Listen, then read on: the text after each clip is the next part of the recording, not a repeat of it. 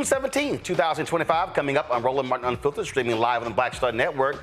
NAACP and the Southern Environmental Law Center have put billionaire Elon Musk, xAI, on notice. They are planning to file a lawsuit against his Memphis company over air pollution. We'll talk to a local leader about that issue. 10 years ago, the Emanuel 9 were murdered in Charleston, South Carolina. We'll talk to a victim's family member about honoring their memory right here on the show. Also, folks, tonight, a new wave of resistance is rising. The League of Women Voters has launched Unite and Rise 8.5, mobilizing 8.5 million Americans to push back against anti-democratic policies. CEO Celina Stewart will join us. And tonight's Marketplace, we're drinking smarter. You'll meet the founder of InBooze, the all-natural cocktail kit company, shaking up your happy hour with flavor and wellness.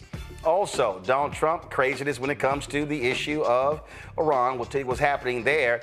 And a federal judge in Massachusetts makes it perfectly clear the Trump administration is flat out racist when it comes to getting rid of grants for people of color and LGBTQ folks in the National Institutes of Health. Wait till I show you what this federal judge, a Reagan appointee, had to say.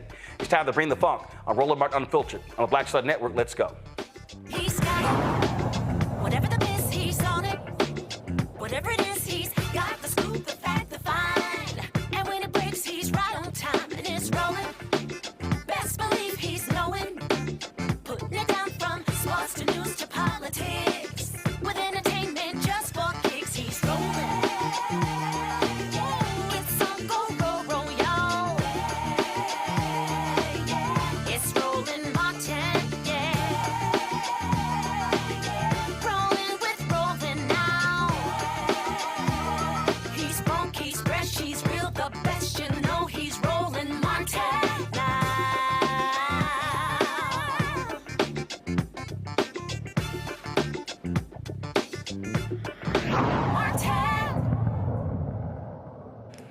Folks, we've talked on this show about Memphis allowing Elon Musk AI company to put up these turbines. They claim they have the proper amount.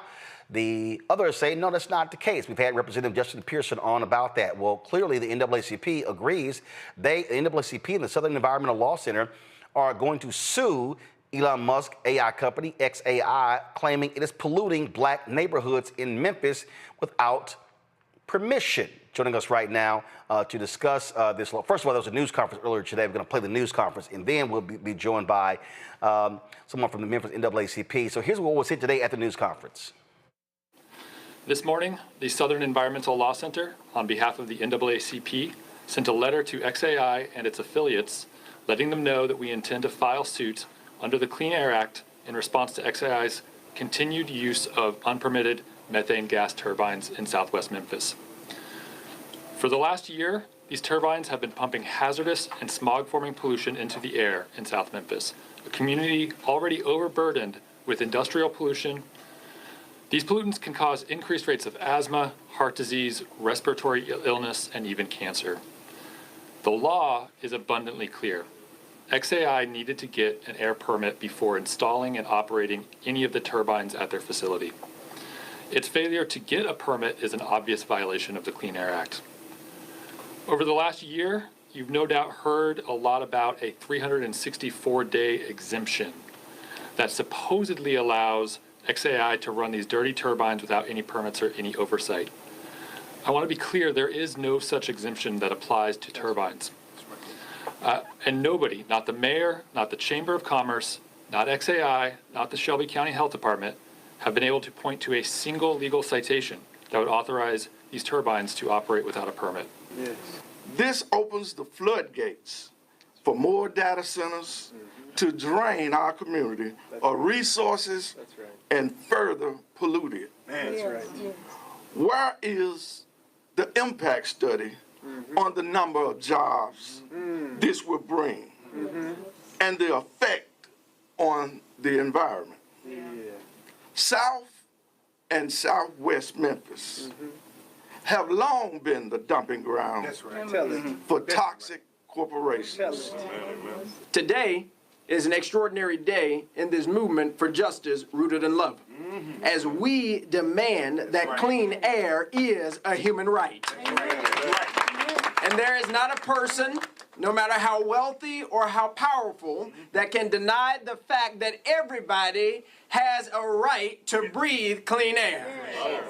It's not a feeling, it's a fact. This notice to sue xAI is a clarion call for unity across our city and across our county to unite in the fight.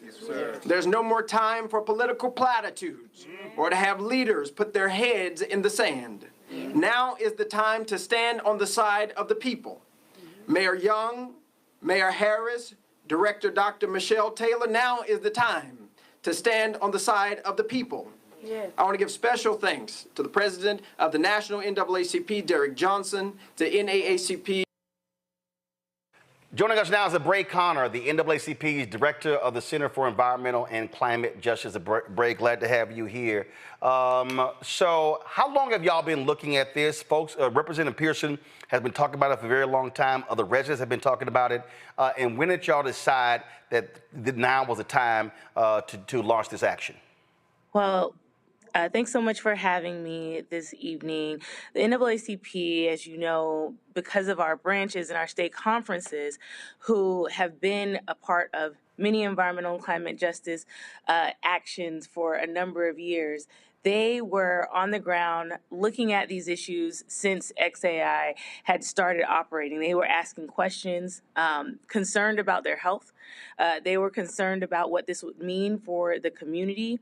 And so our branches and our state conferences, which are a part of our larger national footprint, they realized that there was an issue that garnered the attention not only of just the residents in South Memphis, but also of the entire country, to recognize that South Memphis was being seen as a sacrifice zone for this dirty data center.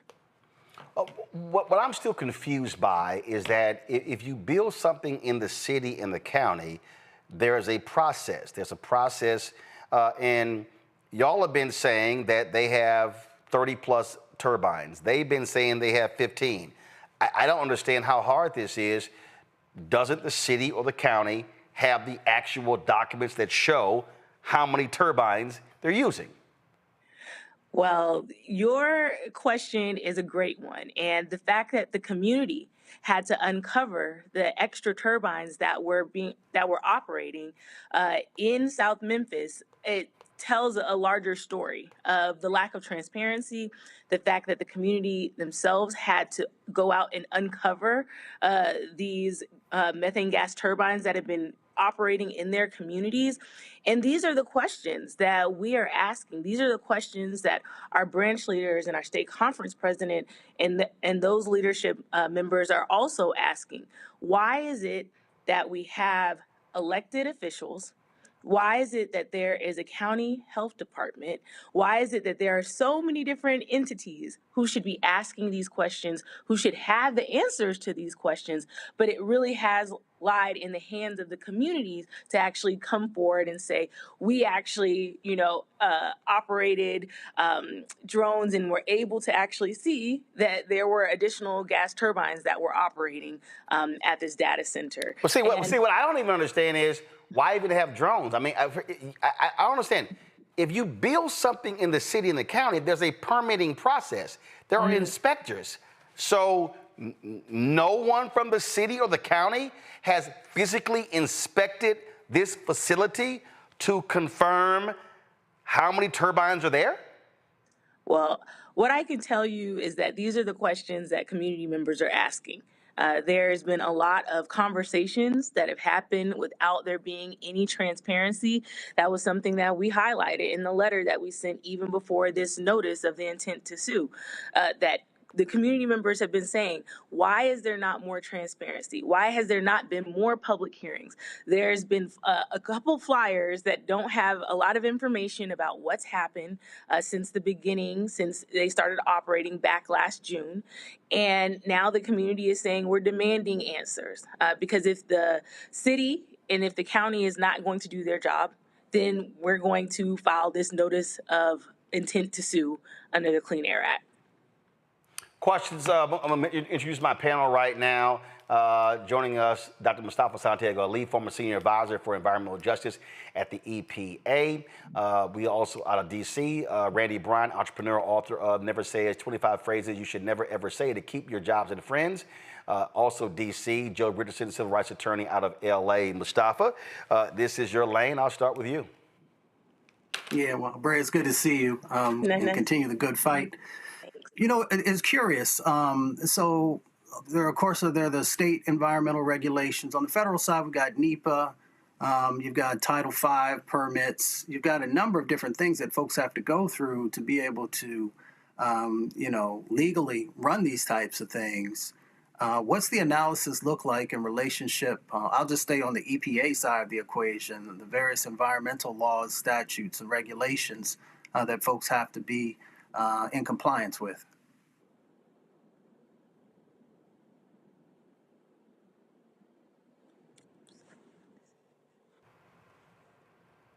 Bray, did you hear Mustafa's question? I did not hear your question. No. Oh, let's see if we can try it again. Mustafa, see if you can ask it again, and then let's see if a Bray can hear. Okay. Well, Brad, first of all, I was saying it's good to see you. I did. Yeah. So let me put it in context. So we know that we've got, a couple 100,000 people who are dying prematurely from air pollution. We know these turbines are going to be, causing additional impacts. My question was, there are state regulations that folks have to follow. Then, of course, on the federal side of the equation, we've got everything from NEPA to Title V permits to a number of other laws, statutes, and regulations that folks have to be in compliance with to even be able to get a permit. So my question is, staying on the EPA side of the equation, how are folks able to move forward on these various sets of things that have to be in place before you can even start business? Yeah. Well, typically, I guess from the standpoint of the company themselves, they have to look at what the different standards are, for example, as it relates to clean air.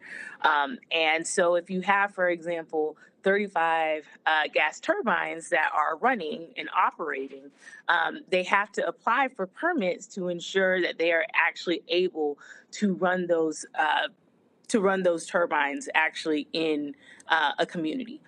The community itself also has the ability to ask questions because these processes are supposed to be open to the public. So, for example, if someone applies for a permit, that's information that the community should be able to find out.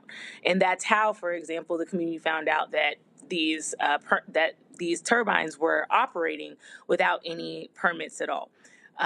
There's also the way that this can move forward from a community standpoint as well, is that they also look at, for example, their county Department of Health, or depending on the state, there's other potential regulating agencies who are part of that process. In this situation, we have the Shelby County Department of Health, who should be saying whether or not operating this many gas turbines at a particular time, whether or not that is detrimental to people's health. And in this situation, the Shelby County Department of Health has also dropped the ball by not actually making that recommendation, by not actually making that clear to xAI as well. But xAI also is supposed to be running a permitted operation, which they're not. All right, Joe. I surmise, I understand why you're suing the company, but given that the city is at the very least complicit, is there any thought to possibly now or at some other point actually bringing something or involving the city and or what are supposed to be the regulating agencies related to this on top of bringing claims against the company? Well, we absolutely have continued to say that we believe that there are a lot of individuals and agencies who have been a part of failing South Memphis. And so we are keeping our options open as to additional ways to ensure that we're fighting with the community in South Memphis. And we have not taken any potential legal actions off the table. Andy? Has anybody been to xAI to actually evaluate what is happening right now? I mean, it seems as if there's like a dark mystery and we don't even know what's happening there. Has anybody actually been able to tour the plant? Have any inspections happened? I mean, at all, or are they just allowed to run with no regulation?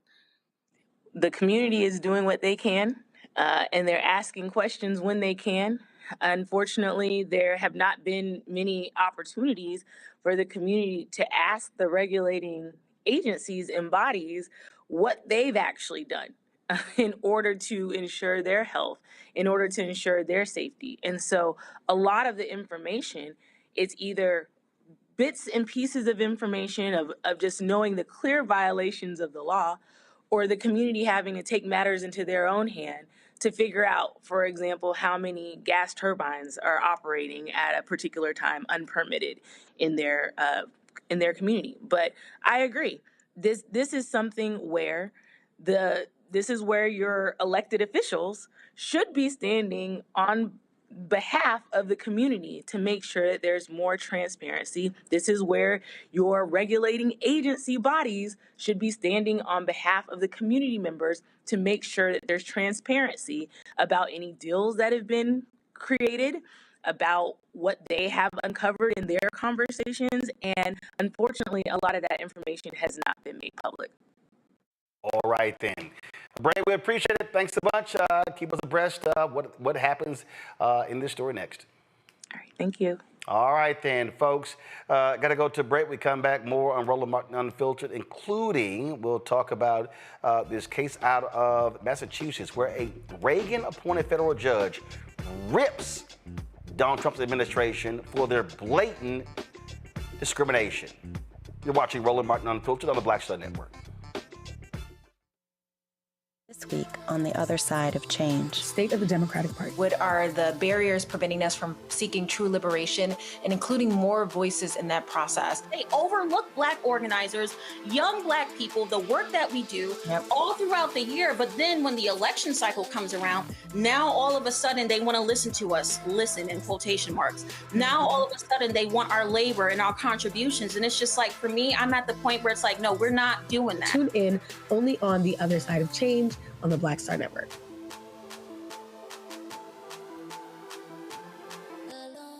Next on the Black Table with me, Greg Carr. Dr. Kwasi Kanadu, author, scholar, and healer. He is one of the truly representative thinkers and activists of our generation. I had a dream, a particular night, and when I woke up, several ancestors came to me, and they came to me and said, "We really like what you're doing, but you have to do more." His writing provides a deep and unique dive into African history through the eyes of some of the interesting characters who have lived in it, including some in his own family. The multi-talented, always fascinating Dr. Kwasi Kanadu on the next Black Table here on the Black Star Network. Hello, I'm Isaac Hayes III, founder and CEO of Fanbase. Listen to what I'm about to tell you. The window to invest in Fanbase is closing. We've raised over $10.6 million of our $17 million goal. That means there's room for less than 6,370 people to invest in Fanbase for the average amount. The minimum to invest in Fanbase right now is $399. That makes you an owner in Fanbase today. Go to startengine.com/fanbase to invest. Why? Because current social apps have taken advantage of users for far too long, with content suppression, shadow banning, harmful racist content, and no real tools for monetization and equity. Fanbase has over 1.4 million users and counting, allowing anyone to reach all their following and monetize their content from day one. Social media is the new TV, and whoever owns the apps that distribute that content have the opportunity to own potential billion-dollar companies. While big platforms with uncertain futures are failing to serve their users, Fanbase is stepping up to fill the gap. Don't wait until it's too late. Invest now, invest for yourself and your future. Go to startengine.com/fanbase and own the next generation of social media.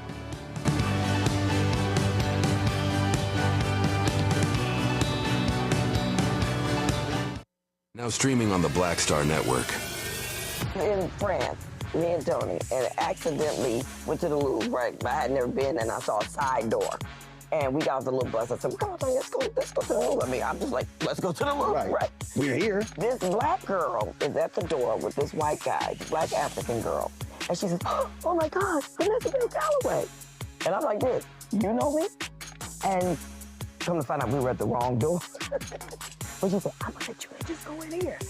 But I was in Paris, France. And that shocked me. She knew my name, she knew me. She knew my movie. You know, so it's like, you just gotta, they say, build and they will come. Put it out there, people will find it, they will come.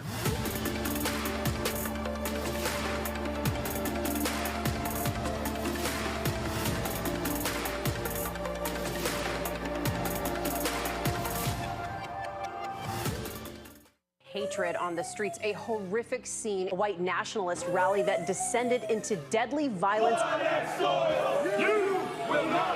White people are losing their damn minds. An angry pro-Trump mob storms the U.S. Capitol. We've seen We're about to see the rise of what I call white minority resistance.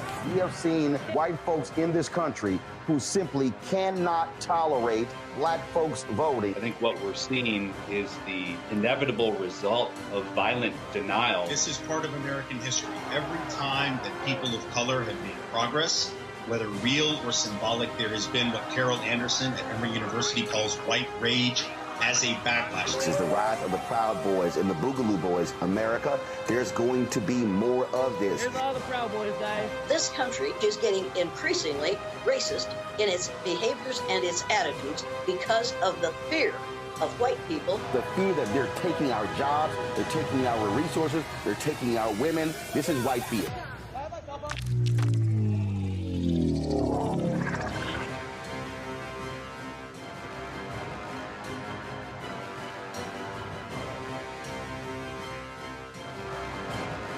This week on A Balanced Life with Dr. Jackie, we're talking faith, family, fatherhood, and the pathway to reentry. Most of us, in some way, shape, form, or fashion, have had someone in our lives, whether it was a grandfather, a father, an uncle, a brother, or a cousin, who has been incarcerated or justice impacted. What does that look like in rebuilding family and relationships? What does it look like for us to be able to have substantive conversations, come to the table, love on each other, while at the same time get it all out in the open so that we can begin a new journey together? You know, the last thing you want is, in the midst of trying to piece your life back together, for home to not be a comfortable place. That's all next on A Balanced Life with Dr. Jackie here on Black Star Network. On the next Get Wealthy with me, Deborah Owens, America's Wealth Coach, Dexter Jenkins is a faith-based financial mentor with more than 20 years in the financial services industry. He's passionate about helping families build generational wealth. Even though I'm talking about things like prayer, I'm talking about things about reading the word, I'm talking about things like fellowship, I'm talking to members who are dealing with losing their houses, or I'm talking to members who, because of a lack of the handling their finances, they're working 2 and 3 jobs. And so what I'm finding is that they're not coming to church because they don't have a handle on their finances. We're talking how to get wealthy through faith and our finances on the next Get Wealthy, right here, only on Black Star Network.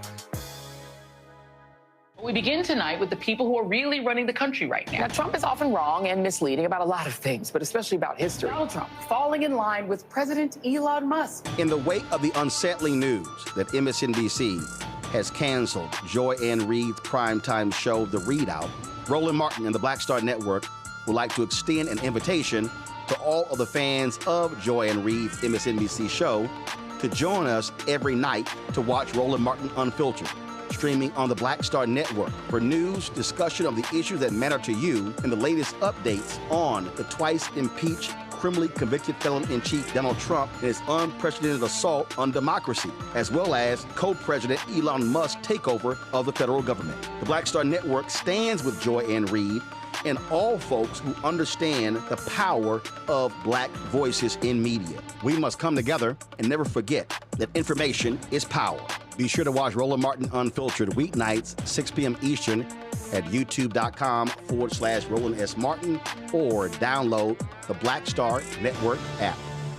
How you doing? My name is Mark Carey, and you're watching Roland Martin Unfiltered. Deep into it, like pasteurized milk without the 2%. We getting deep. You want to turn that shit off? We're doing an interview, motherfucker.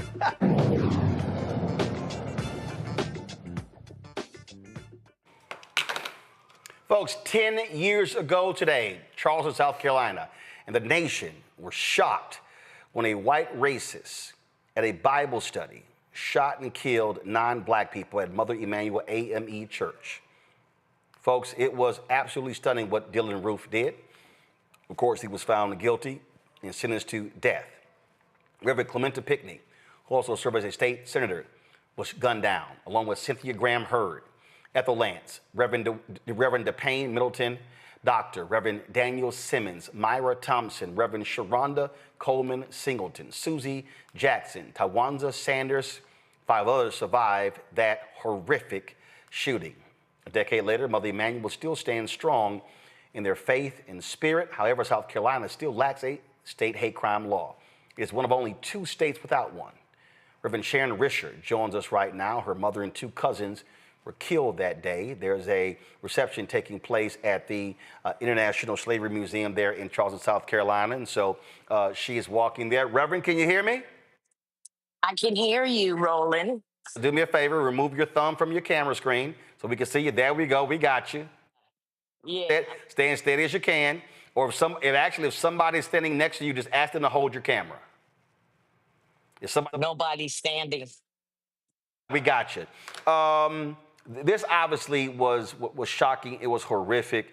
And I don't care how much time passes, no one, whether you're a family member or church member, can get over what took place 10 years ago at Mother Emanuel. No, 10 years though seems like a week ago, the actual day. This big hole in my heart will remain there forever. But I must say, the city of Charleston and all of us here will continue to advocate for them. We will not let anybody forget them and why they were killed in that church. One of the things, Reverend, I remember, I was watching MSNBC, all these networks, like, oh my goodness, look at this, how they forgiven the shooter, they forgiven. And I was actually angry at that. And the reason I was angry, because all too often, white America wants us to immediately forgive. And I said, 9/11 took place a long time ago, and these white folks still ain't forgiven. And I think that people misunderstand the Christian ethos of forgiveness. Forgiveness don't mean we forgot. Forgiveness does not mean that we don't stop fighting. Exactly. Roland, I was with you. I was very angry and upset. My sister was the first one to say, I forgive you. I hadn't even gotten out of Dallas, Texas yet, because that's where I was living when all of this happened. And I just couldn't believe my ears. I'm hearing this on TV, and all I could do was scream and holler. It took me approximately 2 years to work out in my soul and in my heart about forgiveness. I'm an ordained minister and all of that. But God allowed me to work through this process the best way I knew how. And it was a God thing about the forgiveness. Everybody that I have talked to said that that was not on their mind, but God stepped in and gave them an understanding of why they needed to forgive. Because we know if Charleston hadn't forgiven like they did, it could have easily been another Ferguson or another place. So we thank God that they had the courage to know what God was nudging them to do. Yes, forgiveness was given, but that doesn't mean that we didn't want justice. And of course, that's a whole nother ball game when it comes to my advocacy work and what I've been trying to do. I think people miss that. Forgiveness doesn't mean we don't want you to go to jail. Now, folk may say we don't believe in the death penalty. We don't want you put to death, even though you shot and killed 9 black folk. But it don't mean we want to see you get out. Doesn't mean we weren't ticked off that those cops took him to Burger King after he got arrested. It doesn't mean that, like, for instance, I was at an event. It was an off-the-record event. The question came up, and I sat there, and Nikki Haley was talking about all the work that she did and how difficult it was and how she, got this hate crimes law passed. And I was pissed off. In fact, her family was sitting next to me, and I was mad as hell. And I was like, whoa, let me be real clear. That bill got passed because the blood of 9 black people got shed. That's what happened. And all too often in this country, it is taking black blood being shed for this country to move. That's the only reason that Confederate flag came down from the state capitol. Actually, it came down on July 10th, 2015, which just happened to be my birthday, July 10th.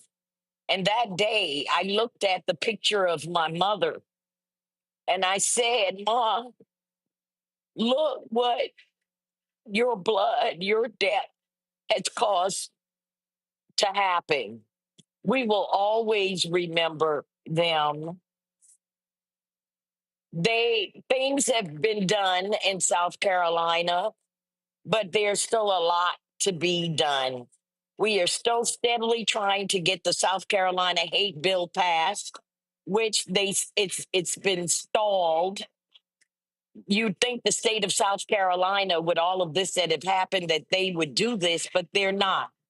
So we will continue to fight to get this law named after Clemente Pinckney, the senator and pastor that died in that church. Me, for one, will never stop advocating, will never stop calling my mother's name, Ethel Lee Lance. And I will continue to advocate and say their names, talk against hate, racism, gun violence, all of the things that God has put on my heart to be an advocate for. Well, I tell you that the fight does continue, and I have to remind people that it was South Carolina that was the first state to secede from the Union, that led the Confederacy, and the reality is, and those folks had to be dragged kicking to actually take that flag down, even after those 9 black folks had been shot and killed, and they want to hold on to that Confederate viewpoint for so long. They don't believe in hate crime laws, which says that they don't want to punish the folk who commit hate crimes against black folks and other folk. And that, to me, is an absolute shame. Yes, very much. Reverend, we with you. Our prayers are with you and the survivors and the family members, and we do not want this day to pass without remembering them, because all too often our folks are forgotten in history. And again, blood was shed, black blood was shed to make changes. And unfortunately, as Emanuel 9 joins a long line of African Americans in American history that have had to die in order for this nation to wake the hell up and do what's right. Thank you so much, Roland, for having me to continue to put our history out there, to talk about things that nobody else want to talk about. God bless you. God bless you. Appreciate it. I have yet to be to the museum, but I will get there soon to check it out. Thanks a lot. Thank you. I want to go to my panel here. Randy, I want to start with you. But that point that we just can't deny that, again, too often I mean, look at all the stuff that happened after the death of George Floyd.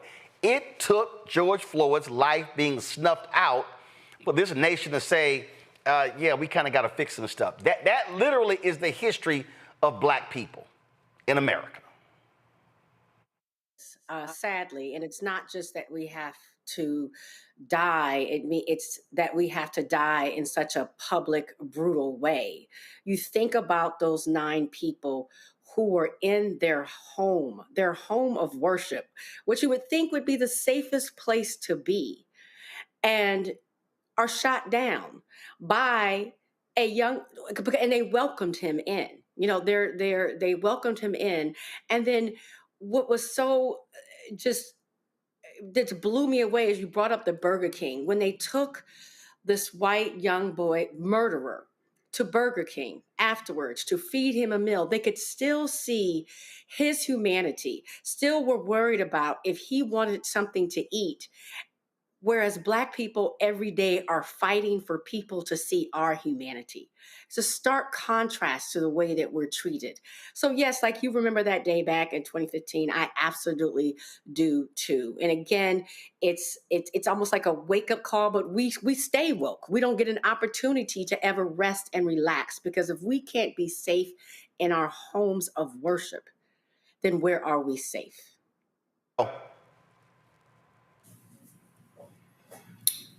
Did you say my name? I'm sorry. So it's interesting in South Carolina. I pay a little bit more attention to South Carolina because my daughter's been there, been working there. We all remember where we were 10 years ago.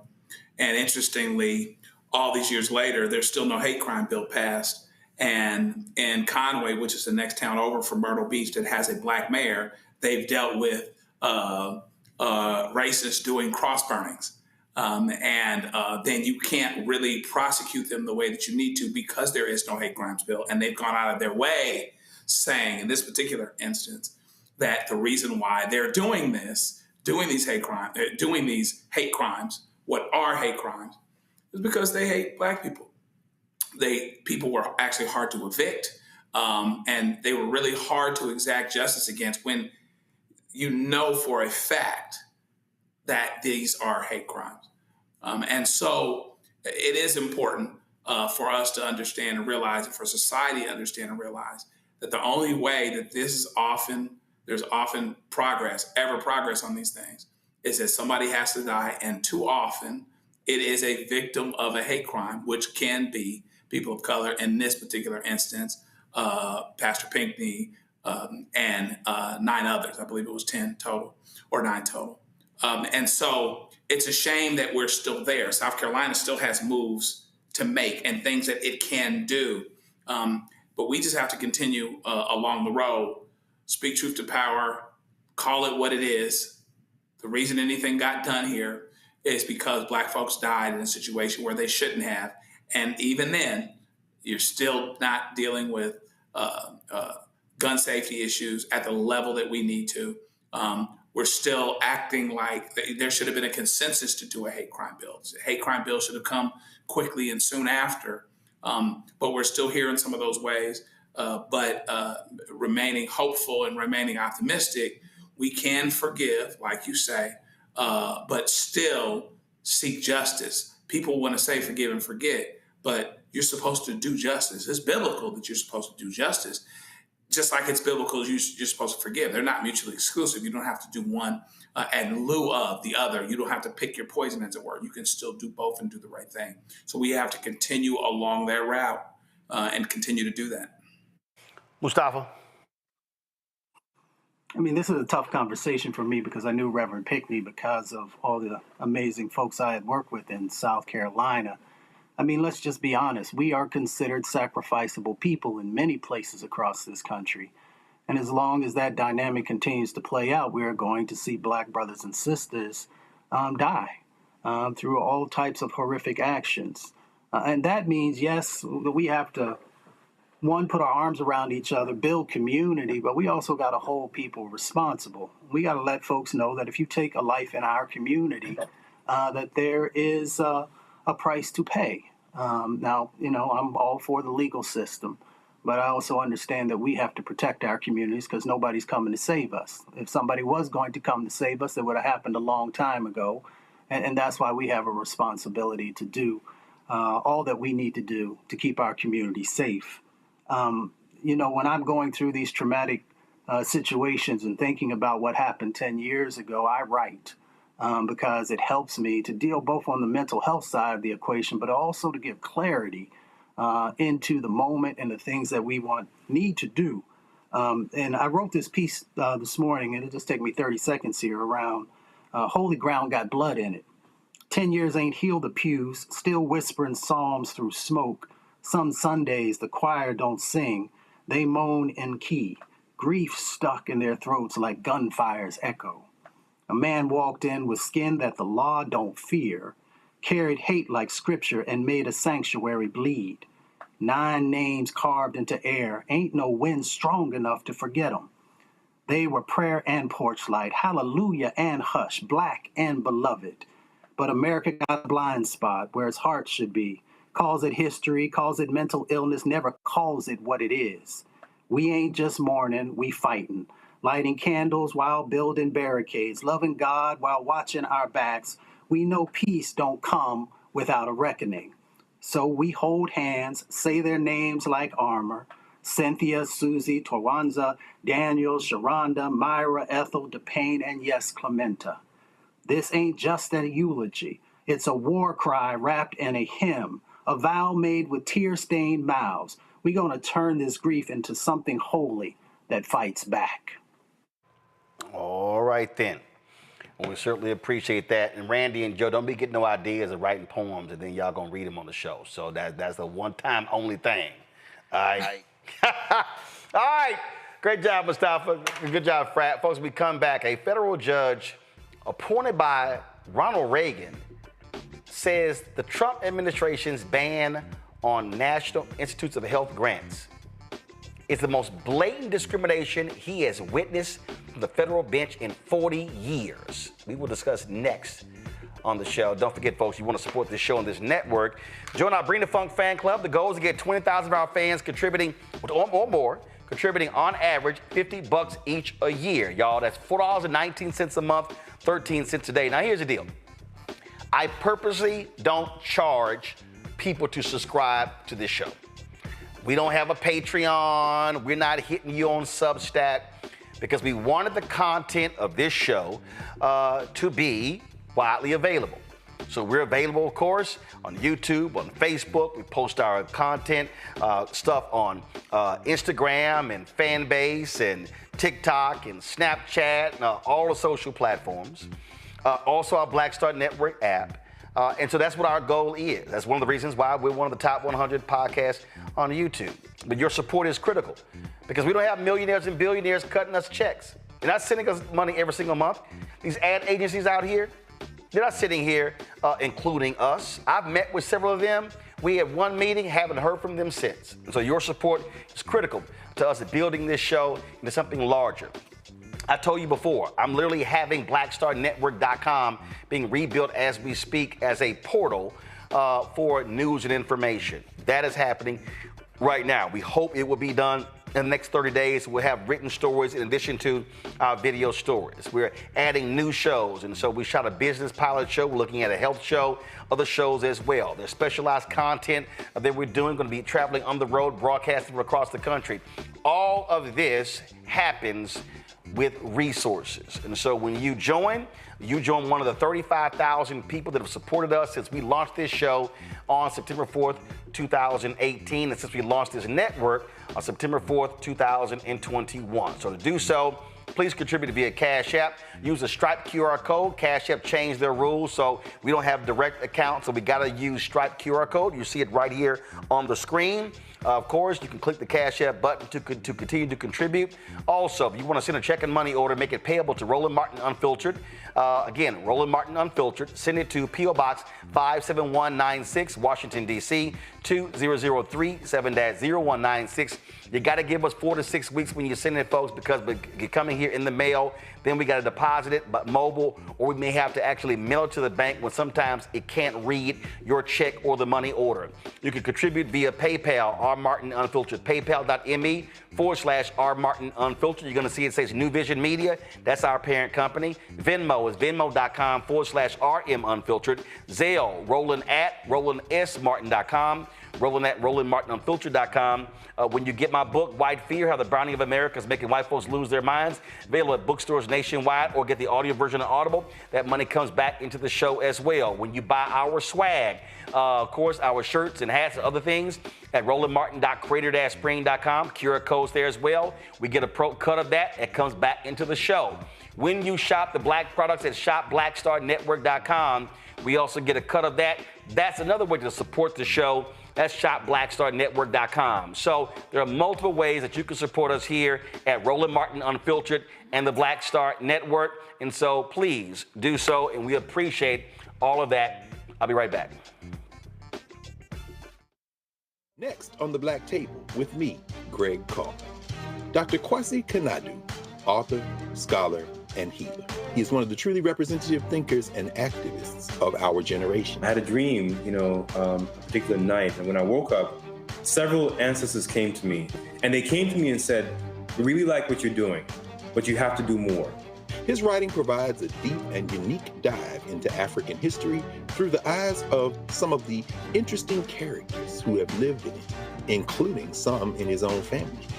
The multi-talented, always fascinating Dr. Kwasi Kanadu on the next Black Table here on the Black Star Network. This week on the other side of change. State of the Democratic Party. What are the barriers preventing us from seeking true liberation and including more voices in that process? They overlook Black organizers, young Black people, the work that we do all throughout the year. But then when the election cycle comes around, now all of a sudden they want to listen to us, listen in quotation marks. Now all of a sudden they want our labor and our contributions. And it's just like, for me, I'm at the point where it's like, no, we're not doing that. Tune in only on the other side of change on the Black Star Network.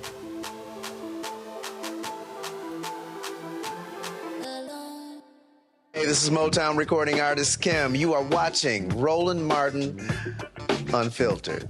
That boy, he always unfiltered though. I ain't never known him to be filtered. Is there another way to experience Roland Martin than to be unfiltered? Of course he's unfiltered. Would you expect anything less? Watch what happens next.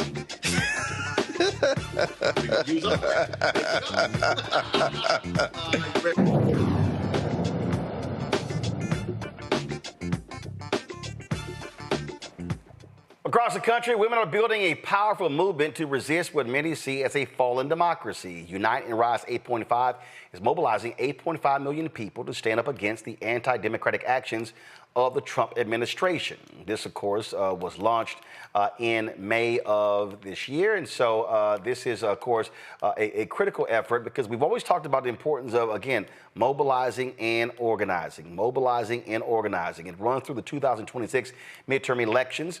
The initiative is really important because people keep saying, yo, who's doing what? What are they doing? What's happening? It's part of the Women Defend Democracy campaign led by the League of Women Voters. Celina Stewart is the CEO of the League of Women Voters of the United States. She joins us right now. Celina, glad to have you on the show. First and foremost, when we say to stand up against the anti-democratic actions, what does it actually mean? That means being out here in these streets. And it also means, for Black people, that means something a little different, right? Because I think Black people are having to be more strategic about how we raise our voice and be protest, right? And so the economic boycott, the economic protest has been something that I think Black communities have leaned into more. But when it comes to the League, one of the things that we are talking about is participating in the streets, understanding that when you are white in this country, that the crime against you during a protest is probably going to be less. And so it means showing up. It means withholding your dollars. It means going out to protest like the ones that happened this weekend with the No Kings action. But it's really about leveraging not only our voice, but our bodies to push back and show that this country is still about the people and a democracy. One of the things that I'm actually working on a book about this here is that one of the things that I keep seeing is that, and I keep hearing, is that people in this country don't believe that their vote matters. So how do you walk people through that and explain to them that their vote does indeed matter, but to be a part of change, it takes more than just voting? Yeah. So I think that you're exactly right. And when we were touring during this last election cycle, we did hear from people who were just like in Arizona and Nevada who are just like, our vote doesn't matter. And I think what we have to impress upon people is, one, we need to get to the core of why you feel that way, because it's likely more than voting. But why do you feel like you are not valued? But the second piece of that is that sometimes you have to show people data. I was just in Indiana and Tennessee the last couple of weeks, and we were going through, and we know both Indiana and Tennessee have one of the lowest turnout rates in the country in terms of voters showing up on election day. But one of the things we went through and we saw is that some of these elections were won or lost by 23 or so votes. That's wild. I think if we're able to communicate with people about how slim some of these margins are and how critical these roles play when these people are in charge of your life, whether that is the reading that your kids have in school, whether or not the pothole gets fixed, whether it takes 5 minutes or 15 minutes to get to your house if a crime is committed or if you need support or help from the police or fire, I think we have to drill it down to just regular people. And I think that that's one thing that has been missed in, recent communication and messaging that has been done. We have to reach people where they are and let them know just how critical it is to their everyday lives, and not just this one-time thing that we do for midterms or for the presidential election. I'm glad you said that. I was having a conversation in Columbus, Ohio on Friday after my speech there in the town hall we had, and we were at dinner. And I was literally saying, I was talking about what Joe Madison, my good buddy, used to always say, you got to put it where the ghost can get it. And I said, you can't talk about this in a 30,000 feet way. You have to literally explain to people, and there's no disrespect, in a fourth grade reading level. People understand newspapers are written on a fourth grade level. We have to also connect the dots. We have to be very mindful of the words that we use, the language that we use. We can't use, if I really want to go there, as they always say, highfalutin words. You shouldn't be using words that force somebody to go to a dictionary. And I know people might say, dang, bro, why you got to be that cold? But that's just the reality. We have to really understand that folk need you to make it plain for them to really understand what we're trying to get them to do. That's right. And, rest in peace, Joe Madison. Love, love, love. He's one of the stalwarts of, I think, civil rights and just an activist. And I miss him a lot. But I think you're absolutely right. I think that we have to drill this down to regular people speak, because the reality is that people care about things that they do every day. And I think that when we are talking about things that affect everybody and their lives, you just have to connect with people. This is about connecting with communities and connecting with people and not getting out of politics. Because when you get out of DC, you start to hear real conversations. Farmers, you hear from people who are trying to hold it down with 2 jobs. We're trying to talk to people who are having a hard time paying $6 for eggs. And so when you are talking about political lingo, like what you're saying, these highfalutin language, don't nobody care about that. Don't nobody understand that. So you just have to speak plain language to people. But I think that's how you connect the dots for people, which is bring it down to what matters to people every day: their kids, their family, their houses, the taxes that they're going to pay, how much they're going to pay for gas and eggs. And that's what gets people to understand. And when you layer on that the 23 votes that some counties or some people won by, it really makes it plain. But one of the things that stood out to me after this past election is there were a couple of million, I think it was almost 2 million people who searched on Google, how do I change my vote for president? That's a problem. That's a problem that people don't understand how civics and how government works in this country. And it means that it's also an opportunity on platforms like this, and also for the League of Women Voters, to truly educate people about the impact of their decisions. Because there's a lot of people hurting right now who voted for this president or who didn't vote for this president, and we're all having to suffer from the consequences. Questions from the panel. Randy, you first. I love what you're saying here about taking the conversation like not dumbing it down, but making it where everybody can relate to it. But I also wonder how do you feel about asking why and listening some? It seems like we do a lot of talking to people, but I often feel like we don't ask them questions like what matters to you, so they can find a reason and we could find a reason why voting all of a sudden should matter to them, because sometimes voting seems like something and democracy seems like something so separate from our daily lives. But if we say what matters to you, I mean, we talk about the eggs and things, but if you say, I see that your wife is pregnant, what about Medicaid, since 41% of births are covered by Medicaid. Like it just, where we set up town halls again. I mean, I just remember the olden days of town halls where we really got to hear people's opinions, and not just the same people we hear from all of the time, but really getting a cross section of citizens and listen to their voices, particularly the people's voices that don't feel like they have a voice. I just wanted to know your thoughts about that.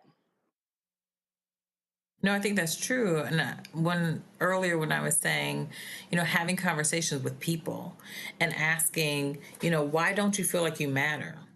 Like, that's a deep question. When I'm talking to young people in particular, it may be because, when I go into court, the judge doesn't care about me. And I'm like, well, do you know that in this state that you elect those people? So when you're talking about going before a judge, and either it's for child support or whatever the case may be, do you understand the power that you have to actually elect the person who has the right to make decisions over your life? And so I think it is a conversation. And I think that I think you're absolutely right that we have to listen to what people are saying and what is going to motivate them to vote, because it's going to be something different for each person. But when we talk to one person, it may reach multiple people because they may go back and talk to their family members and talk about why it's important to vote. But I think you're absolutely right. Asking more questions, being intentional about listening, but also using that as an opportunity to connect the dots with the power that they have over their own lives to stop whatever problem that they raise and why they feel like they don't matter.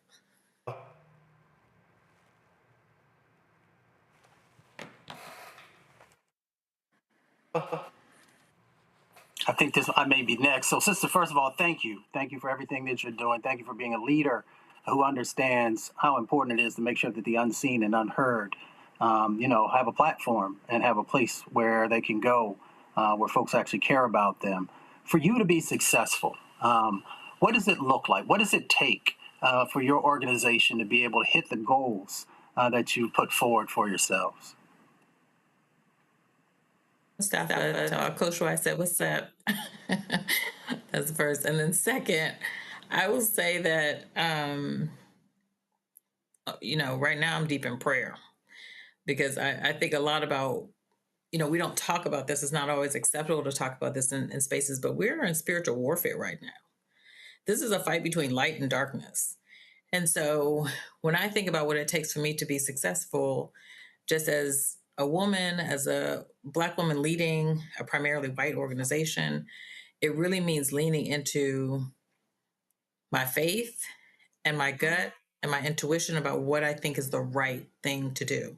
And sometimes doing the right thing is hard because it may put you in jeopardy. I know for myself, it puts me at risk in some ways. The risk goes up.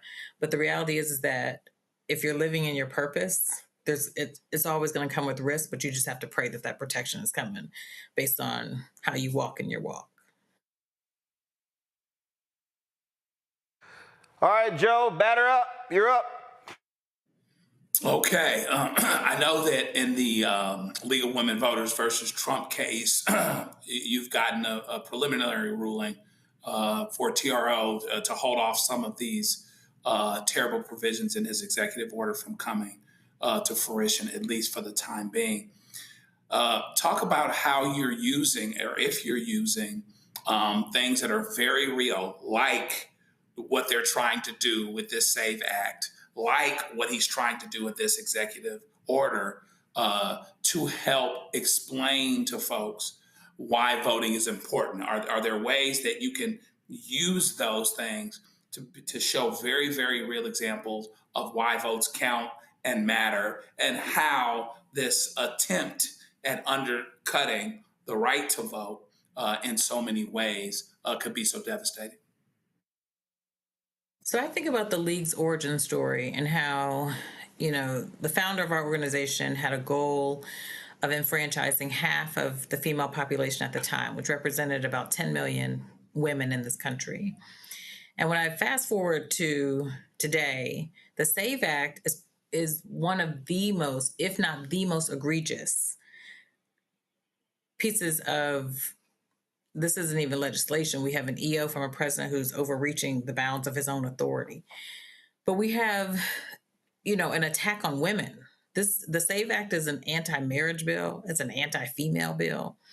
It's an anti-trans bill, because this bill will have the impact of disenfranchising 80% of women who have taken the surnames of their partner. And if we want to put the math on that, lawyers don't really do math, but I have some math theory for you anyway. 69 million women would be impacted. 69 million women could show up in 2026 and not be able to vote. And if we think about that in context of what this last election, how many people showed up, it's about 156 million people. That's half the election. And so we have to think about it that concretely, that 69 million people, women in particular, would be disenfranchised from voting. And when you have worked for, not me, I'm not 105, but the organization is 105 years old. When the organization, the work that we have been doing for more than 105 years has been to enfranchise women, to make sure women understand, what's on their ballot, educated about who they're voting for, et cetera. And now that work goes beyond women to anyone in the country who wants to understand how to effectively cast their ballot.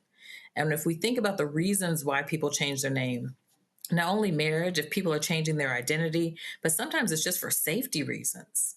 You may have to change your name because of a domestic dispute. So now, because you have changed your name, and that has been historically something that women have done in this country and other countries alike, now you're being penalized by a single effort by the president and Congress with the SAVE Act and they're just not being honest about the real impact it's going to have. And this is not conjecture. We have in New Hampshire, where this is already passed, and just this past primary, women had issues voting. So this is not pretend, it's not made up. This is real challenges that people are going to play. That was just an example, a very small example of how this will affect across the country. Right then, well, keep up the good fight. We certainly appreciate you joining us, and hopefully y'all will hit that 8.5 million and wake folks up to what's happening in this country. Thank you, Roland. All right, folks, when we come back from this break, we're going to talk about this ruling out of Massachusetts where a conservative-appointed federal judge said the Trump administration's ban on National Institutes of Health grants for people of color and LGBTQ folks is the most blatant form of discrimination he has witnessed from the federal bench in the last 4 decades. Yes. We'll talk about that next, right here. Roland Martin Unfiltered on the Black Star Network. This week on A Balanced Life with Dr. Jackie, we're talking faith, family, fatherhood, and the pathway to reentry. Most of us, in some way, shape, form, or fashion, have had someone in our lives, whether it was a grandfather, a father, an uncle, a brother, or a cousin, who has been incarcerated or justice impacted. What does that look like in rebuilding family and relationships? What does it look like for us to be able to have substantive conversations, come to the table, love on each other, while at the same time get it all out in the open so that we can begin a new journey together? The last thing you want is, in the midst of trying to piece your life back together, for home to not be a comfortable place. That's all next on A Balanced Life with Dr. Jackie here on Black Star Network. This week on the other side of change. State of the Democratic Party. What are the barriers preventing us from seeking true liberation and including more voices in that process? They overlook Black organizers, young Black people, the work that we do all throughout the year. But then when the election cycle comes around, now all of a sudden they want to listen to us, listen in quotation marks. Now all of a sudden they want our labor and our contributions. And it's just like, for me, I'm at the point where it's like, no, we're not doing that. Tune in only on the other side of change on the Black Star Network.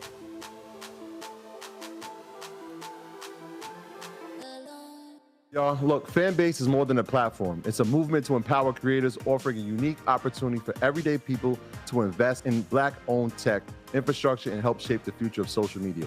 Investing in technology is essential for creating long-term wealth and influence in the digital age.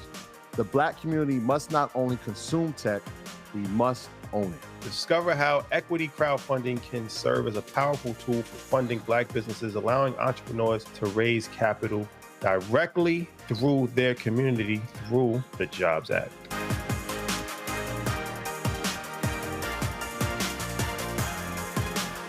This is Tamala Mann. And this is David Mann. And you're watching Roland Martin Unfiltered.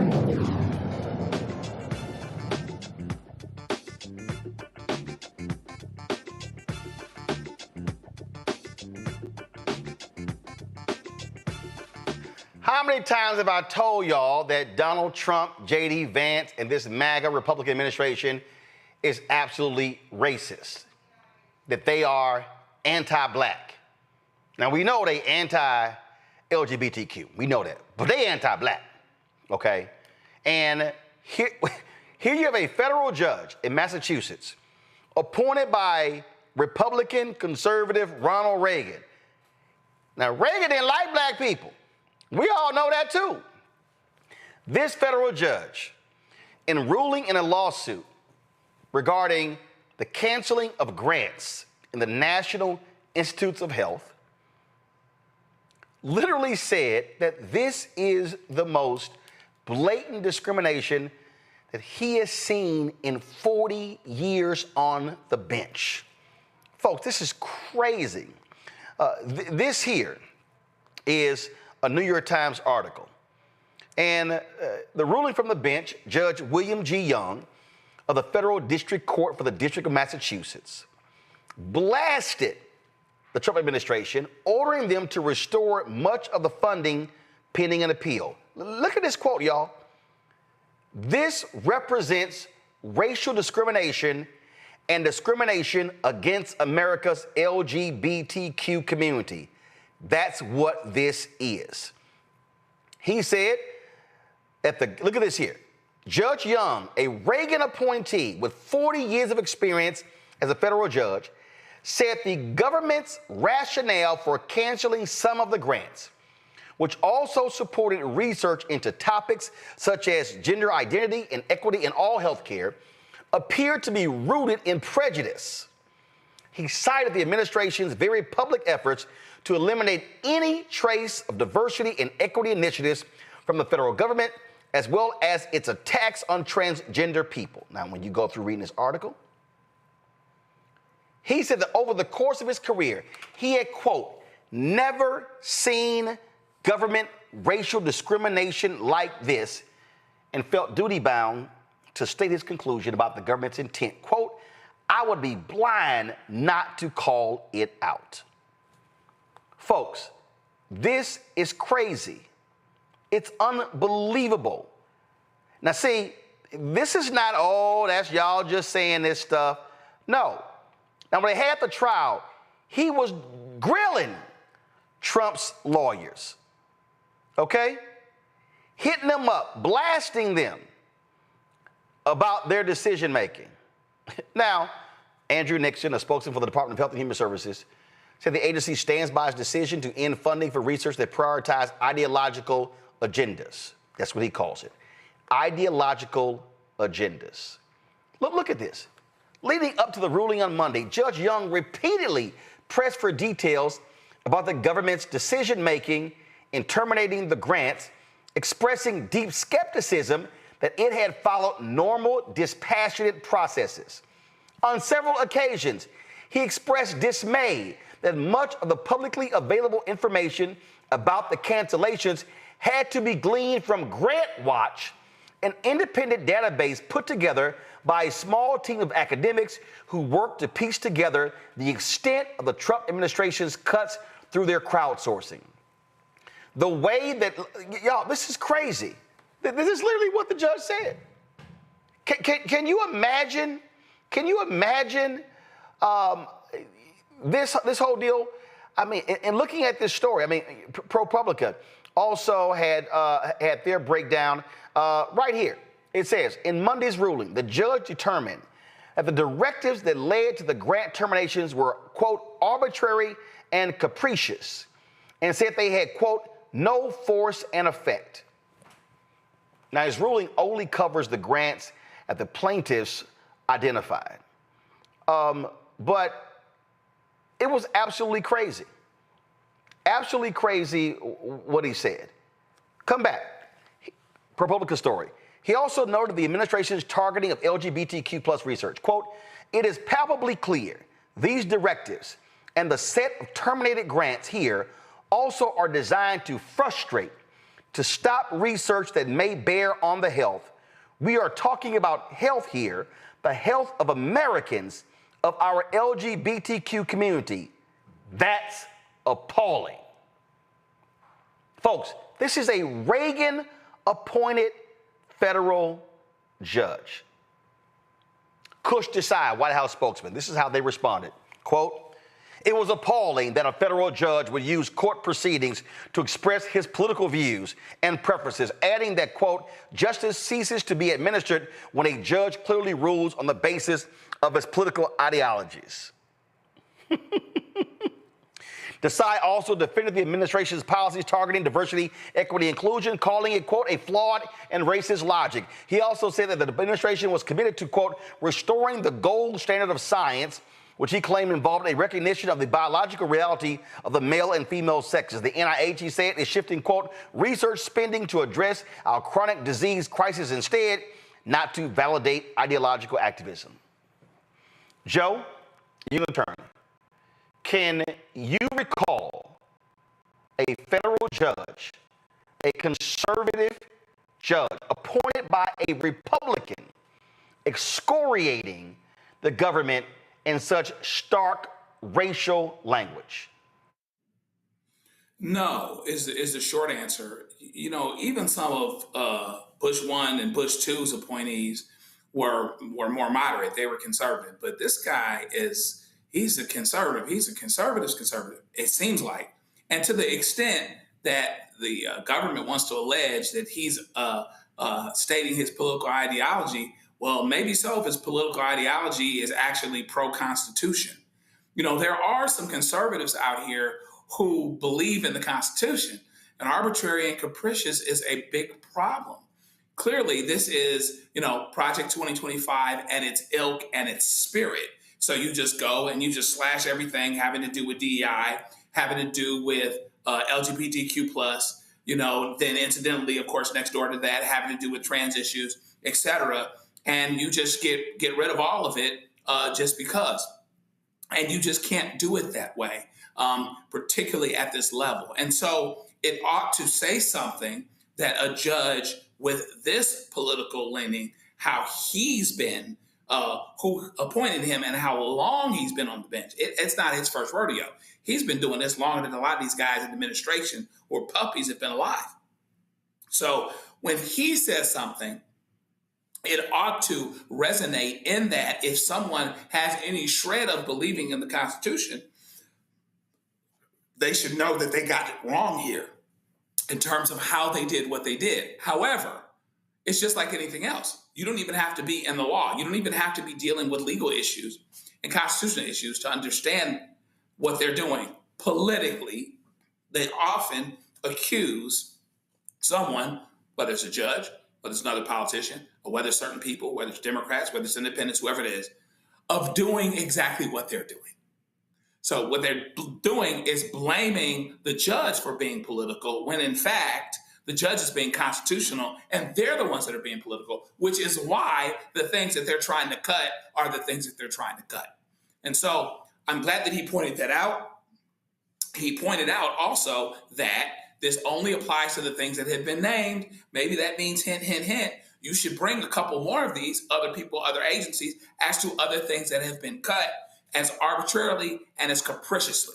But yeah, in answer to your question, no, I haven't seen it like this. And in another world, hopefully with someone, it resonates to show, to demonstrate that the administration has a problem with the way they're doing what it is that they're doing, and that this can be a template to allow us and to remind us to keep going as it pertains to the courts, because a lot of this is so blatantly racist, so blatantly fill in the blank, etc., that we may be able to come in under a standard like this, bring funding back in, make some things happen in the meantime, hopefully win this election coming up, so that some of these things could potentially change permanently, and or some of this ridiculous legislation doesn't get passed.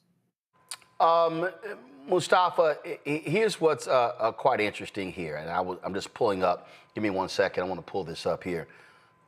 This is from the Federal Judiciary Center.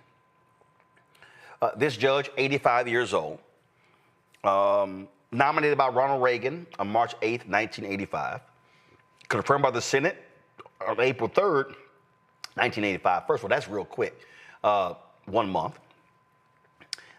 He assumed senior status on July 1st, 2021.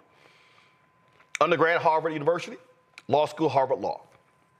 U.S. Army captain. Law clerk for Supreme Court of Massachusetts. Private practice, Special Assistant Attorney General for Massachusetts. Chief Counsel for the Governor of Massachusetts. Associate Justice, the Massachusetts Superior Court. And he's lectured at Boston College Law School, Boston University Law School, and Harvard Law School. We talked a lot on this show about how judges were so important. And a lot of people, I don't care, I don't want to hear about no Biden-Harris judges. I hope all these Simple Simon yahoos now understand, with all of these judges ruling against Trump, according to the law, I hope they now understand why federal judges matter.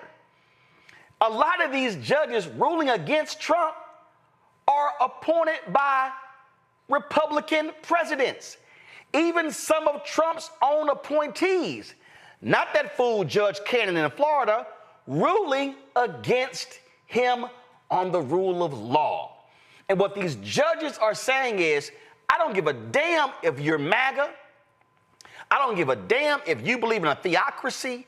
In this country, you are to abide not by your Bible, not by Project 2025, not by the Heritage Foundation, not by the Federalist Society, but by the United States Constitution.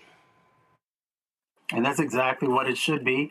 And you can always tell who's real, right? Judges that are actually living up to the letter of the law, but also bringing into their analysis, what are the public health impacts, right? So when you see these other judges who you know are not doing the right thing, they often don't want to talk about the public health impacts, right? They don't want to talk about the public health impacts to the LGBTQIA community.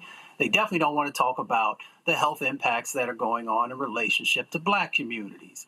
And I'm sure that this judge took that into consideration. He understood, based upon the folks that he talked to, that we die at twice the rate from cardiovascular disease. So if you're a real judge, you're going to make sure that you're pulling that information in, or that we have the highest death rates from cancer, whether it is prostate, colorectal, or breast cancer. Black folks are dying from that higher than anyone else inside of our country. So as you're interpreting the law, you're looking at these grants that are out there, then you got to take that into consideration and asking, are you intentionally trying to kill these people by taking away the research, by taking away the training, by taking away the dollars that are necessary, whether it is in colleges and universities or in community organizations or whoever it might be. He probably took into consideration also that the infant mortality rate is 2 times for our communities, twice as likely our babies are to die, or mom's mortality is 3 to 4 times higher. Or for both the LGBT community and the Black community as a whole, 42% of the new cases that are out there are caught up into that. Or diabetes, we're 60% more likely to have that, and then leads to other types of diseases.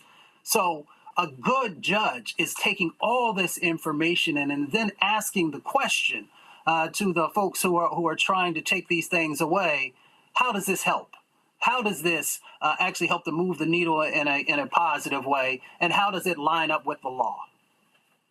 Randy, I am reading the political story here. The judge says, come on, my iPad, Anthony.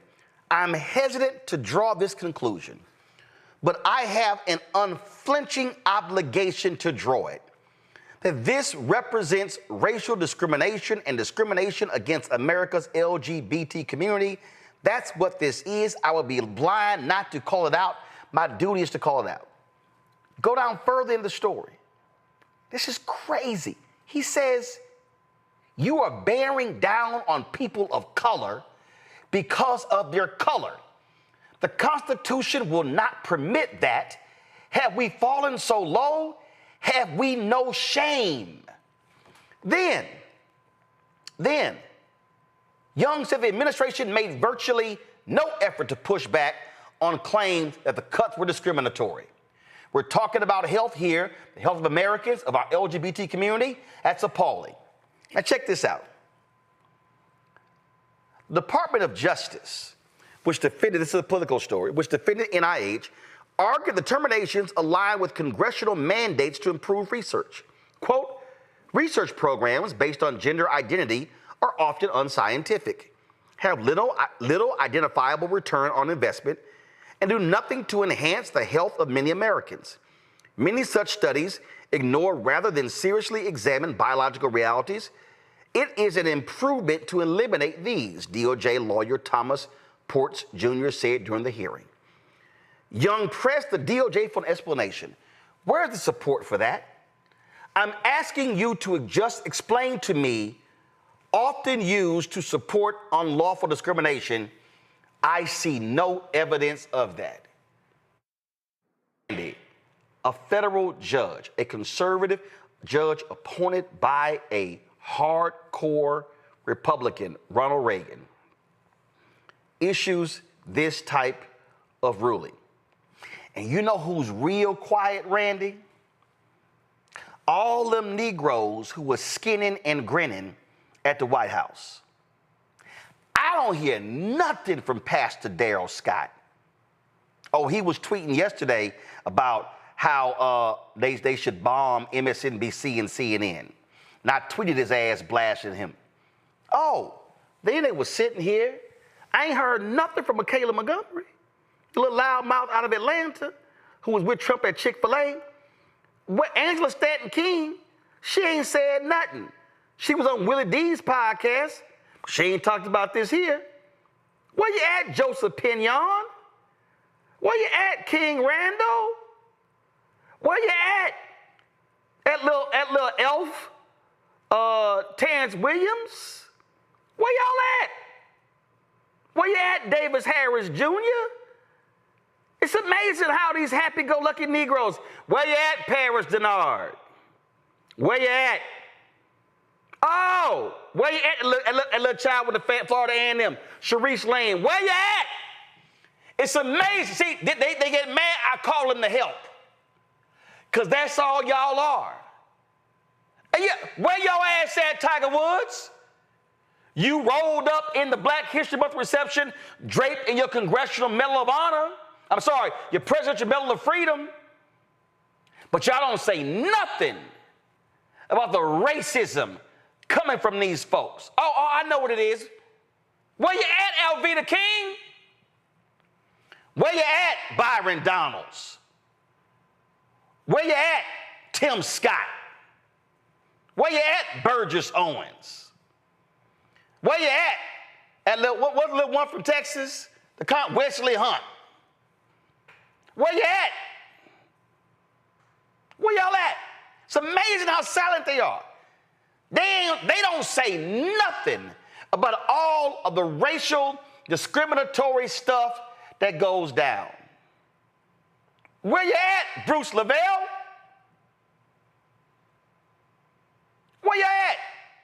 That's why I call y'all to help. They only call y'all to help them look diverse. Y'all are the help, pure and simple. Randy, go ahead. They're the absolute help, and they have no room in this conversation because it's so refreshing to see integrity because we haven't seen that lately. And I appreciate that the judge said, my duty My duty is to call it out. Your duty is not like the people you just listed, to kiss butt, to shuck and jive, to gain favor. That's not the duty. The duty is to serve the Constitution of the United States of America. And that's what that judge did. And he recognizes that what they are doing, what they are trying to do, attempting to do, these executive orders, is honestly orders to kill us. Honestly, orders to kill us, because it wasn't until recently that Black people willingly were able to participate in studies that they did at the NIH. We weren't even considered when they came out with statistics or came out with health recommendations. It wasn't about us. They didn't care about us. They weren't looking at diseases like sickle cell anemia that affects us to a higher rate. Just like Brother Mustafa just said, they weren't talking about the health disparities when we have children. It wasn't anything that was considered. And so that's what they want to go back to, that the only people's health that are considered and studied and paid attention to, again, are white, male, and heterosexual. And those are the people they care about. So, but it is so refreshing to see someone who is basing his decisions and has some integrity in basing his decisions on how the Constitution bids him to, and not on trying to please a wannabe dictator. All right, folks, let's talk about a true legend in American history, Robert Smalls. Too many Black folks don't even know about Robert Smalls. He, of course, was a South Carolina legislator, but more importantly, this man commandeered a ship, took it over, and led him and others to freedom. Well, there's a new book out. It's called Defiant, The Story of Robert Smalls. It's an illustrated book. Some call it a graphic novel, but again, slavery to me was the most graphic things. I don't necessarily think that this is as graphic as it is. And so, and again, as opposed to a traditional book, there are great books on Robert Smalls. This is all illustrated. Joining us right now is the illustrator of the book, and glad to have him join us right now. Rob Edwards. Rob, how you doing? Great. Thanks for having me. Why'd you pick Robert Smalls as the subject? Well, you know, there's so many stories that just get lost in history. You know, that it wasn't until recently that we found out about you know, the 12 years a slave story. And Robert Smalls was one of these things. A friend of mine who worked at Legion M, he told me about. And as he told me about it, I consider myself a pretty well-read guy. I did not know his story. So I had to kind of go through. Fortunately, I got a lot of research. You know, Dr. Maisha Eatman at Harvard helped me out with a lot of the context. And Michael Boulware Moore, who's great-great-grandson of Robert Smalls, helped me out with some of the details. So when did you first learn about him? Man, I tell you, it was on this project. There was a meme that somebody had sent in to Legion M, and it said, "Man, we make all these movies about all these other people, but here's a guy from history that we've made no movies about. And why is that? It's such a huge tragedy." And I agree. I think that every kid in high school should be wearing a Robert Smalls T-shirt. Hopefully, we'll fix that. Again, I mean, when you look at his story, I mean, even after, I mean, first of all, it's crazy there's not been a movie about Robert Smalls. Exactly. We make movies about everything. You know, I mean, myself, I mean, I've written a Black Princess, you know, Captain America, Black Captain America, and no, you know, actual genuine, you know, heroes from history. So, and I want to stop you right there because you just used the key word. You said heroes. And I think part of the problem here is that, and I remember when Snoop Dogg and I went at it when the Roots remake took place and he was complaining about these slave movies. I saw this clip the other day and I blasted that fool. Some Black Canadian sister was on Adam Carolla's podcast, and she was bitching and moaning about all they do is make slave movies. When Will Smith's movie came out, Emancipation, I said the problem that Black folk have, they keep looking at these as slave movies, but they're not looking at these folks as black superheroes. Yeah, see, that's where I started with these things. Is that my problem is you always see the same movie. You know, it's always okay. There's a slave. He's he's there for whatever good or either he was free before or he wasn't. He escapes, and the entire movie is about the escape. And then in the end, oh boy, he's free, and that's the end of the movie. And Robert Smalls, his story begins with his freedom. He started a bunch of businesses. He, because of the bounty on the weapons that were on the Planter, the ship that he commandeered, he became wealthy. He bought the house that he was enslaved in. He ran for Congress successfully 5 times. Jim Crow and attempts to frame him for bribery. And what I think is most heroic, most deserving of a superhero status, is that he died of old age because there was a bounty on his head the entire time.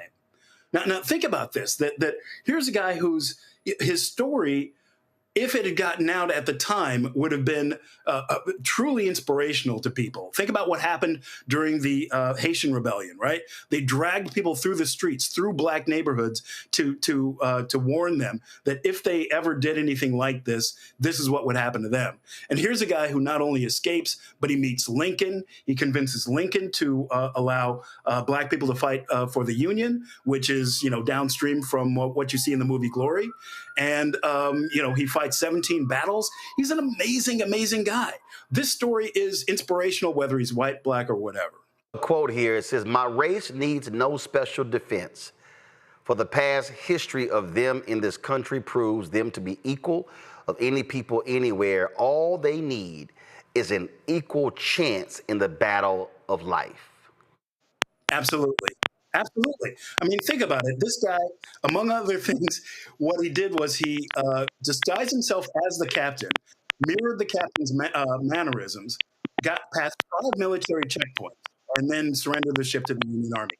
So he outsmarted the entire Confederate Navy and showed bravery. They lined the ship with gunpowder so that in case things went wrong, they were going to blow up the ship.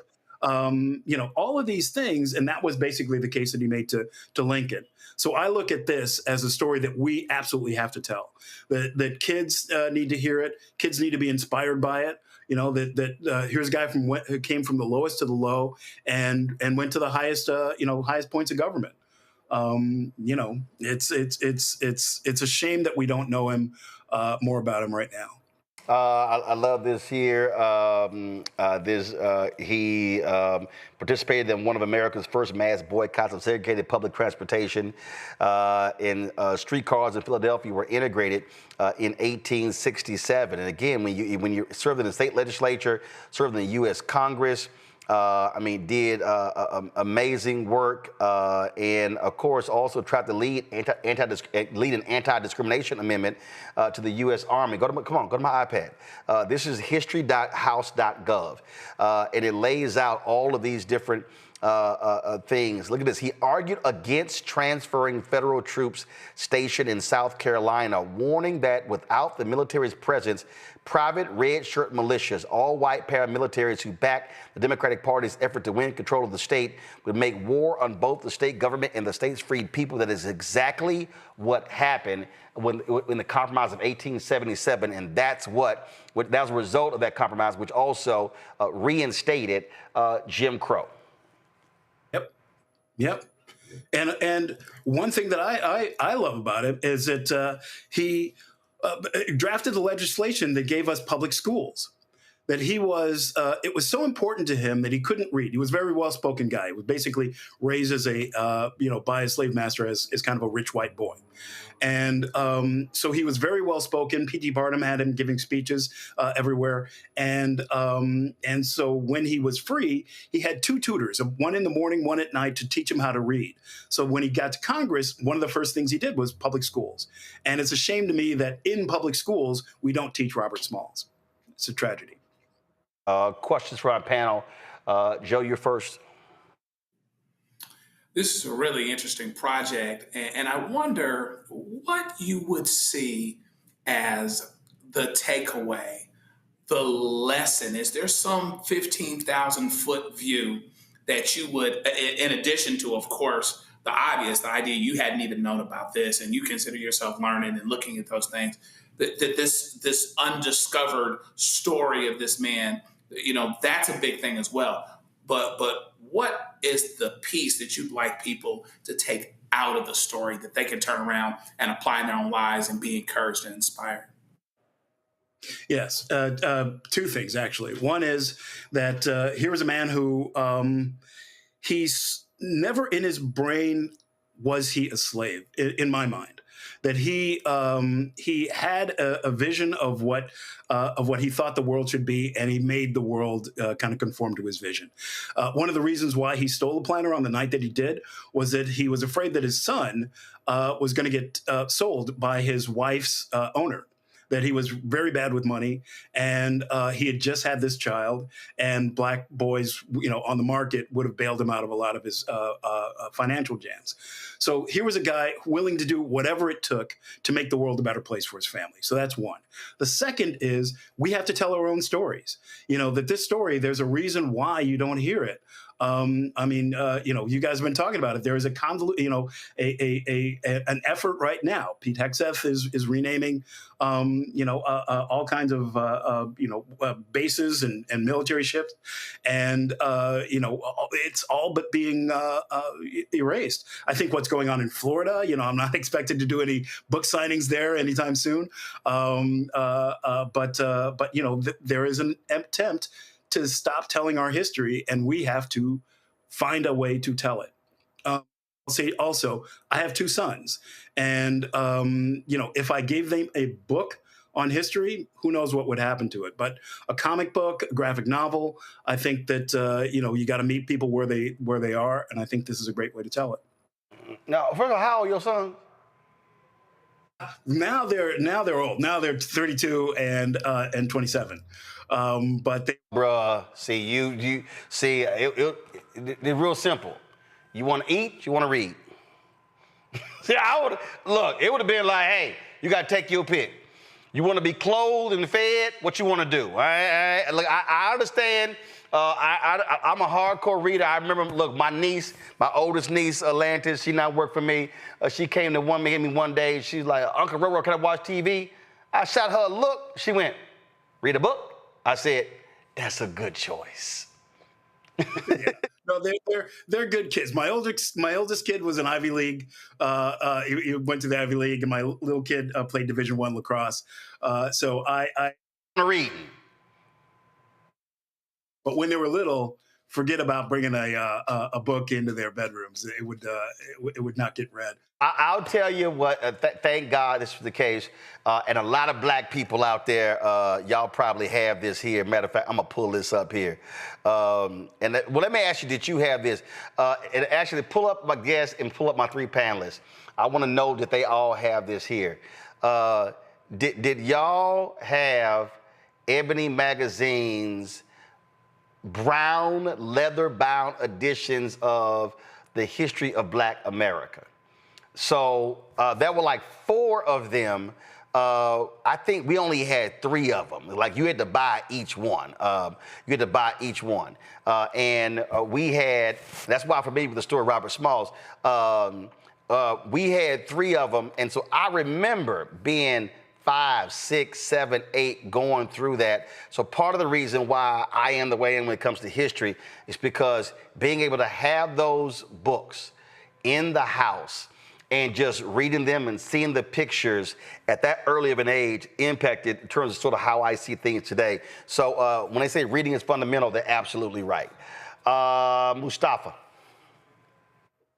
Yeah, well, thank you, brother. And we do live right now in a society that doesn't like to read, or a big percentage of it. So anytime we can create bridges to deeper points of information, I think that that's important. And I think graphic novels play that role, along with other types of things, to get people to actually read more. I'm curious about the illustrations that you have. How did you come up with those, and how do those help to bring, sort of pull people in to the story? Yes. Well, yeah, that's a great question because the artists that we have are just amazing. The cover is by Nicholas Draper Ivey, who draws Static Shock. The interiors are Sean Damian Hill, who draws Black Panther. The interior covers are Ray Anthony Height, who also does Black Panther. It's beautiful. It's gorgeous. It's published by Sebastian Jones and Stranger Comics, a Black independent comic book maker. So we had an embarrassment of riches, which is everybody that I asked, all the great comic book artists, Black comic book artists that I asked, said yes. So it was the artwork that you'll see in it is just amazing. The other thing we were trying to do with it is do a movie on paper. Make a comic book, graphic novel that if you read through it, you would have a good sense of what the movie was, and you would have a good sense too that it wasn't going to be your average, everyday, slave narrative. Randy. Slogan that you hear often thrown around, and I also see it on T-shirts, and it says, "We are not our ancestors." How do you feel about that slogan? See, that's when people don't know, right? It's like there are heroic ancestors. I think we're kind of, our history has been whitewashed to the point where we don't really have a connection to our history. And, there were all these stories would normally get passed down verbally. We write it on quilts. We sing songs about our history and that's pretty much gone. In the information age, well, the one piece of information that doesn't get carried over is our history. Most people don't know their grandfather's first name. So, that's where we are. And, we need to fix it ourselves because I don't think anybody else is going to come to our rescue. And just so folks understand, this literally, I'm on here, I'm on Amazon. Here's how crazy this is. Go to my iPad. If you wanted to buy the 4-volume box set of Ebony's Pictorial History of Black America, used, all four is $940. But I'm telling you, these books were the staple in many Black households, and absolutely Robert Smalls, his story was a part of that. And so, folks, if y'all want to check out this illustrated book, you definitely want to get it. So, again, the book is called, pull it up, Defiant, The Story of Robert Smalls. It is, again, his story is an amazing story. It is one that we often don't talk about. And author Rob Edwards, we certainly appreciate it, man. Thank you so very much. And what are the book sales for? Where can folks, first of all, get the book? Yes. It's available on Amazon. Basically, wherever books are sold, we're sold out at Barnes & Noble, but you can also get it on the Legion M website, and you can get it at the Stranger Comics website. So the Legion M website, what is that? So you can order direct from them. So some people are boycotting Amazon. So what's the Legion M website? LegionM.com. That's the place that we're hoping will make the movie. And I would go to Amazon. We are, there's two versions. There's a comic book. We were releasing it as a issues of comic book, and then there's a graphic novel. So make sure you go to the graphic novel page. We are a bestseller in 2 categories on that. We were the number 1 best. We were the top new graphic novel, and so that's great. We sold out everywhere, and we are in a reprint, but it will be available again in about a week. So a question I have for you. All right, so you have this as a book and a graphic novel. What's the difference? There's a comic book. There's a couple of comic books. The graphic novel. This is basically 4 graphic novels, right? So yeah, when you get to a page like that, that's the beginning of a new. The new chapters are all individual comic books. So this is all in one? Yes, this is all in one. Okay, got it. So it's the okay, got it. Okay, that's what I was, okay, got it. Okay, all right then. Well, folks, check it out. It's called Defiant, The Story of Robert Smalls, and keep us abreast about that book. Oh, you got it. And hopefully. Keep us abreast about the making of the movie. Got it. Will do. A lot. Thanks for having me. Folks, going to a quick break. We come back. We're going to talk about our new Shop Black Star Network product. Don't want to miss it. That's next. This week on A Balanced Life with Dr. Jackie, we're talking faith, family, and fatherhood, from rebellion to rebuilding.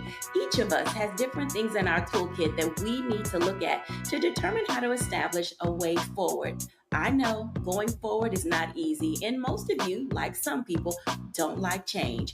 But as we talk about it, we grow together, we love together, we live together, and we laugh together. It gives us an opportunity to discover how to set the pace for what comes next for a healthy, happy, and whole life. There has to be consistency in their lives that show that you care, for them to know that you're listening, and then that builds trust. And then once you build the trust, they'll begin to open up because you have become their safe place that they have been seeking. That's all this week on A Balanced Life with Dr. Jackie here on Black Star Network. I'm Russell L. Honoré, Lieutenant General, United States Army, retired, and you're watching Roland Martin Unfiltered.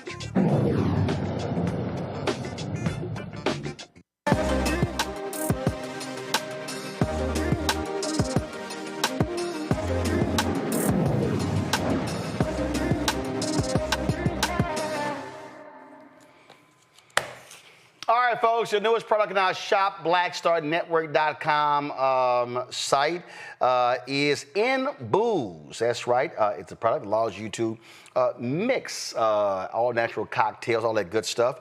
Joining us is Ashley Evans. She's the bold woman behind InBooze. They're all natural cocktail and mocktails infused kits that are shaking up drinks in a healthy way. All right, so break us down, Ashley. What the heck is InBooze?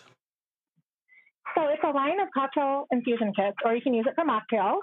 So it's a little pouch of dehydrated fruits and herbs, and then you just put it in a mason jar, and then you let it sit for about 3 days with alcohol. 1 day if you put water in there, and then you get a cocktail or mocktail from it. So you want to mix it with some sort of mixture afterwards, but it's all natural. We dehydrate everything in-house, and it's very clean and easy to drink. So do you mix this with alcohol? Do you mix it with water? What do you mix it with? Yeah, so normally we say mix it with alcohol, but yes, of course you can mix it with water and make mocktails as well. So you want to do about 2 or 3 cups of alcohol with it and let it sit for 3 days, and it'll rehydrate all the fruit in there, and it'll add the flavor for you. So it's just all natural. Most of them are sugar-free. So it's just a really easy way to have nice and light cocktails at home that are bar-style, top shelf style. Yeah. And so how'd you come up with this? Where did it start? So in 2018, I just was looking for an easier way to have good cocktails at home. And I noticed when I would make videos, and I was a food writer before this. So when I would make videos, people couldn't find the ingredients that they were looking for. So then I just started kind of dehydrating everything in sight and then putting it in little pouches. And it just, InBooze just kind of came there. I came up with the word, and then I was like, oh, what are we doing? We're putting things in booze. So that's just where the word came from. And then I just ran with it. So we started with 3 flavors. And now we have over 40. So it's just one of those things that keeps growing and growing over time. Question from the panel. Let's see. Who would I say the biggest drinker on this panel? That would be Randy. I knew it. I knew you were going to come to me, and you're right. Because I want to know where you get these, because I'm ready. And would they be considered healthier than when you buy mixes from, the bar mixes they have? Yes. So we do have a website. It's InBooze.com.